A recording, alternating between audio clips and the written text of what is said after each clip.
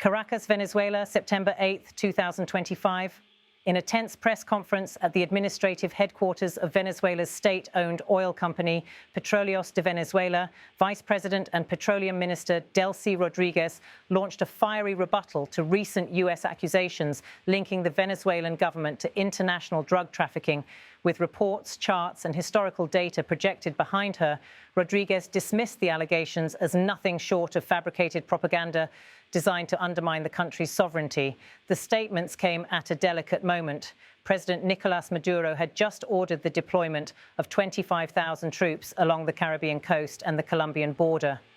The move, Maduro explained, was aimed at defending Venezuela's sovereignty against what he described as U.S. aggression. Washington, under President Donald Trump, had escalated rhetoric and operations, sending warships to the region while pointing to what it called the Venezuelan role in global narco-trafficking. For Venezuela's leadership, this narrative is a calculated smear. For the United States, it is a justification for tightening its grip on a geopolitical fault line. And for the region, it signals a new phase of tension where accusations of drug cartels, territorial control, and energy security collide. Rodríguez entered the room shortly after 2 p.m., carrying a thick stack of documents. Television crews, journalists and government staff filled the room. On large screens, graphics flashed showing data from 27 international narcotics reports compiled between 1999 and 2015. As Rodríguez pointed out, Venezuela had not once been listed among the top 3 drug-exporting countries in those reports. The vice president sat beneath the logo of PDVSA, the national oil giant. It was a deliberate choice of venue. Energy remains at the heart of Venezuela's power and also, critics argue, at the center of what makes it a target for foreign pressure. With cameras trained on her, Rodríguez leaned into the microphone and began her remarks with a sharp denunciation of Washington's narrative. From the outset, Rodríguez framed the accusations as part of a broader strategy by the United States to delegitimize Venezuela's government and secure its resources. Her words carried a mixture of indignation and defiance. Delcy Rodríguez said, "Do you realize that this is a big farce? It is a farce. It is a complete falsehood that only seeks to attack Venezuela, to secure a territory that is geographically advantageous for drug trafficking routes, and to secure our country's immense energy reserves." The statement landed heavily in the room, punctuated by the sound of pens scratching and phones recording. For Rodríguez, the narrative of a Venezuelan-linked cartel was not only wrong, but an outright fabrication crafted to justify U.S. military presence in the Caribbean. She accused Washington of using the language of narco-trafficking as a cover for imperial ambitions, echoing a line that Caracas has repeated for years: the real target is not drugs, but oil. Much of Rodríguez's ire was reserved for the so-called Cartel de los Soles, Cartel of the Suns, a phrase used in U.S. indictments and media reports to describe a supposed network of Venezuelan military officials engaged in drug trafficking. Delcy Rodríguez said, "Now, how can the Cartel of the Suns exist if there are no drugs here, if nothing is organized here, if there is no storage of drugs here?" It is another propaganda operation against Venezuela to criminalize the legitimate government of Venezuela. Her argument leaned on a straightforward premise. Without production, storage, or organization of narcotics within Venezuelan territory, the idea of such a cartel was implausible. Rodríguez's comments were underscored by a series of graphics displayed to the press, showing routes used by major drug cartels across the region. The maps highlighted Central America, Puerto Rico, and the Dominican Republic as key transshipment points. Venezuela, she emphasized, was not on the list. Rodríguez went further, pointing to the most recent reports from 2024 and 2025, which she said corroborated her argument. Delcy Rodríguez said, "The 2024 and 2025 report does not mention Venezuela, obviously. How are they going to mention it if we have absolutely nothing to do with it? Nor do they mention the fictitious Cartel of the Suns anywhere. What does this report highlight as routes? Central America, Puerto Rico, and the Dominican Republic. Venezuela is not included. The vice president's use of official data was deliberate. By anchoring her defense in internationally published documents, she sought to project credibility and undermine the narrative coming out of Washington. The press conference cannot be separated from the wider political standoff between President Maduro and President Trump. In recent weeks, Trump had publicly accused Venezuela of being a hub for drug trafficking operations feeding into the United States. His administration announced naval deployments in the Caribbean, echoing past US anti-narcotics operations, but with the added layer of geopolitical confrontation. For Maduro, these moves were a direct threat. By ordering 25,000 troops to strategic points along Venezuela's northern coast and western frontier, he signaled that Caracas would treat US naval movements as acts of aggression rather than cooperative security measures. Rodríguez's press conference, therefore, was not just a defense of Venezuela's reputation, but a message of readiness.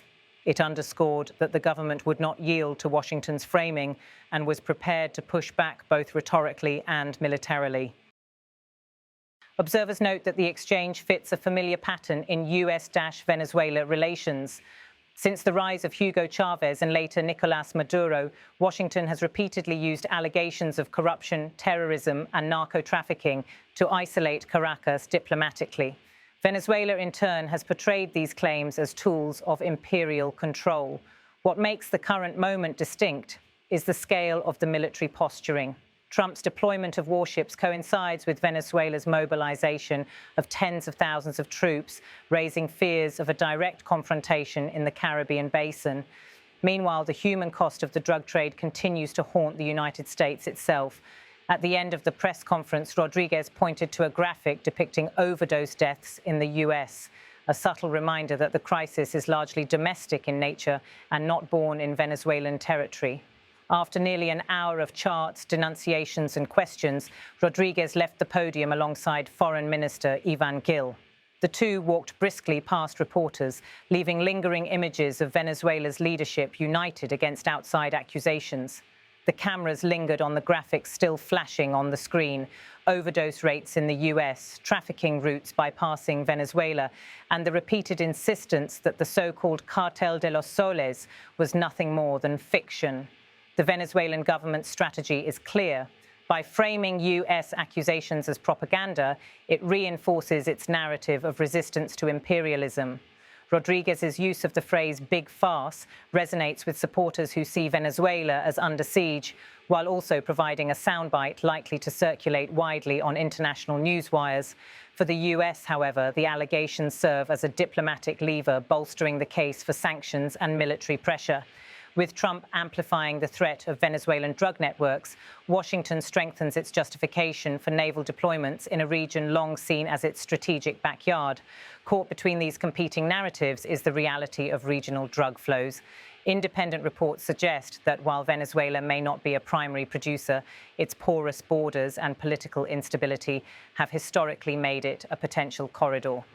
Yet Rodríguez's point about the absence of Venezuela in official international reports raises legitimate questions about the accuracy and motivations behind Washington's accusations. The September 8th press conference in Caracas encapsulated the growing chasm between the United States and Venezuela. On one side, Washington frames Caracas as complicit in the global drug trade, deploying warships as a show of force. On the other, Venezuela's leadership counters with indignation, data, and the argument that the true motive is control of oil and territory. What remains certain is that the rhetoric on both sides is intensifying. With tens of thousands of troops on high alert and US naval forces patrolling nearby waters, the risk of escalation is real. For ordinary Venezuelans and Americans alike, the pressing question is whether this war of words will remain just that, or tip into something far more dangerous.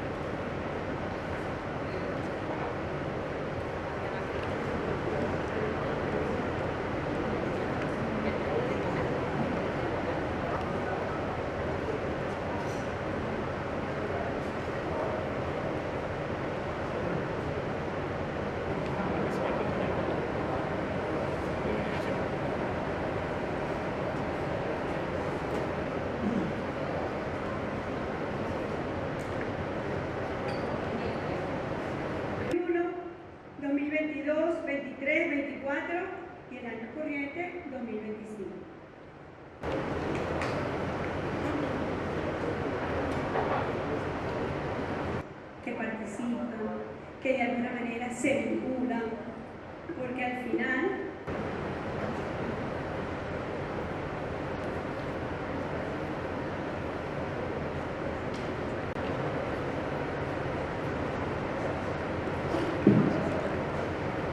que pretende cruzar el territorio venezolano, que está sometido a tremendas presiones por la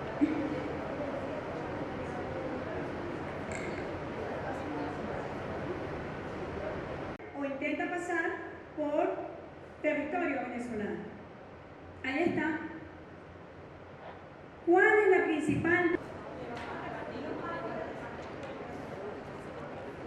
Habríamos activado los mecanismos de cooperación, de ayuda, con medios nacionales e internacionales. Gracias por su participación. Do you realise that this is a big farce? It is a farce. It is a complete falsehood that only seeks to attack Venezuela, to secure a territory that is geographically advantageous for drug trafficking routes and to secure our country's immense energy reserves. Que le sea noble a las rutas del narcotráfico y asegurarse las inmensas reservas energéticas de nuestro país.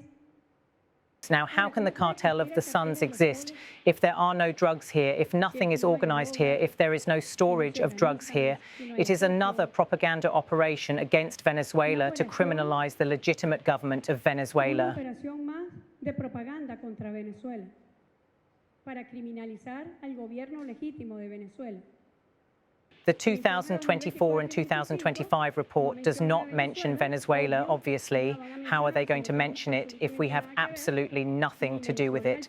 Nor do they mention the fictitious cartel of the Suns anywhere. What does this report highlight as routes? Central America, Puerto Rico and the Dominican Republic.